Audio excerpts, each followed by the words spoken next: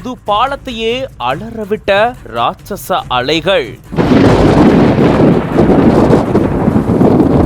பாம்பன், தனுஷ்கோடி உட்பட இந்த பகுதியில கடற்கரை சீற்றத்தோட காட்சி அளிக்குது.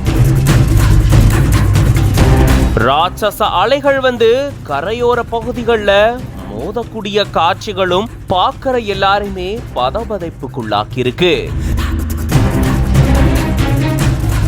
வங்கக்கடல்ல புதுசா காற்றழுத்த தாழ்வு நிலை உருவானதா சொல்லப்படக்கூடிய நிலையில புது புயல் உருவானதாகவும் அதுக்கு பெண்கள் அப்படின்னும் பெயரும் சூட்டப்பட்டிருக்கு. இந்த சூழல்ல இந்த புயல் காரணமா தமிழகத்துல அடுத்த சில நாட்களுக்கு கனமழை நீடிக்கும் அப்படின்னு சொல்லப்பட்டிருந்தது. இதன் காரணமா தான் ராமேஸ்வரம் கடலோர பகுதிகளில் கடல் சீற்றத்தோட காட்சி அளிக்குது. அந்த வகையில பாம்பன் பாலத்துல சீறி பாயுது இந்த கடல் அலைகள். அதே போல தனுஷ்கோடி பகுதியிலுமே கடல் அலைகள் ஆக்ரோஷமா இருக்கக்கூடிய நிலையில கடல் ரொம்பவே சீற்றத்தோட காட்சி அளிக்குது.